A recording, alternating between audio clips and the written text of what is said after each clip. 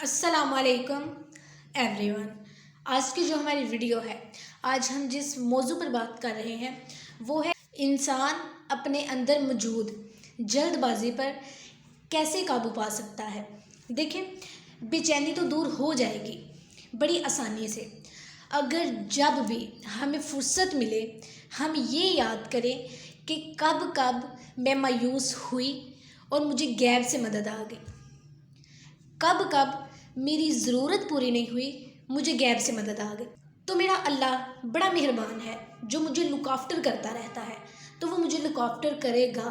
تو یہ بے چینی جو ہمارے اندر پیدا ہوتی ہے، اصل میں یہ پیدا ہوتی ہے سینس آف سیکیورٹی سے۔ کوئی خواہش ہماری پوری نہیں ہوتی، ہم بے چین ہو جاتے ہیں، اور سینس جو خواہش پوری نہیں ہوتی وہ اصل میں ہمارے اندر ایک طرح کی انسیکیورٹی پیدا کر رہی ہوتی ہے کہ میرا کام نہیں ہو سکتا، اب سیکیور فیل نہیں کر رہی۔ تو جب ہم اللہ کی رحمتوں کو یاد کرتے رہیں گے تو ہمارے اندر سے یہ بے چینی ختم ہو جائے گی، تو ہمارے اندر یہ یقین پیدا ہو جائے گا کہ میرا اللہ میری مدد کرے گا، میرا اللہ مجھے لک آفٹر کرے گا۔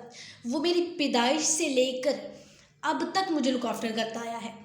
دیکھیں، اگر کبھی ہم اس کو دوسرے پہلو سے دیکھیں کہ جب میں پیدا ہوئی میرے دونوں ہاتھ خالی تھے، میرے پاس کچھ نہیں تھا، تو یہ میرا اللہ ہی تو تھا جس نے میرے ماں باپ کے دل میں میرے لیے اتنی محبت ڈال دی کہ میری والدہ نے اپنے خون سے بنا ہوا دودھ پلا کر مجھے پالا، میرے والد نے اپنے خون پسینے کی کمائی سے بغیر کسی لالچ بغیر کسی غرض مجھ پر خرچ کر دیے۔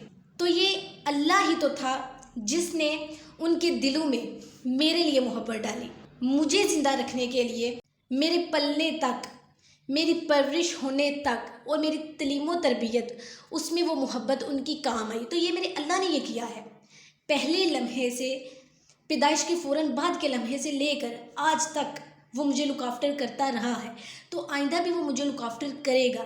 دیکھیں، یہ یقین ہونا چاہیے کہ وہ ہمیں ہر جگہ پر لک آفٹر کرے گا۔ دوسرے لفظوں میں یہ کہہ دیجئے کہ اللہ پر بھروسہ ہمارا ہو جائے گا تو دوسرا کوئی آپشن نہیں پیچھے رہ جاتا، کوئی سوال ہی نہیں بچتا۔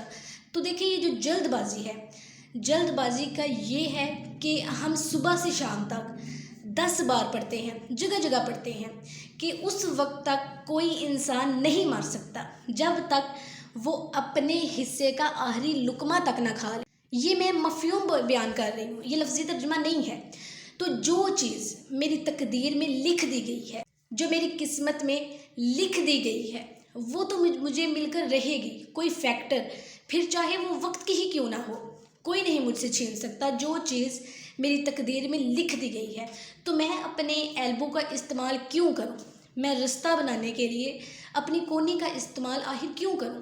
تو اس سے میرے اندر ایک ٹھہراؤ پیدا ہوگا، ایک سکون پیدا ہوگا جو میری جلد بازی ختم کر دے گا۔ اور وہ جلد بازی اس میں مطلب ان معنوں میں نہ لے لیں جو پھرتی کے معنی میں آ جاتی ہے، وہ تو اللہ کو بڑی پسند ہے۔ اللہ تعالیٰ قائل لوگوں کو پسند نہیں کرتے، وہ پسند کرتے ہیں ان لوگوں کو جو ہر وقت اپنی کمر کس کے رکھتے ہیں عمل کے لیے، اعمال کے لیے، اس کے بندوں کے لیے۔ اللہ کو ایسے لوگ بہت پسند ہے، قائل لوگوں کو وہ پسند نہیں کرتا۔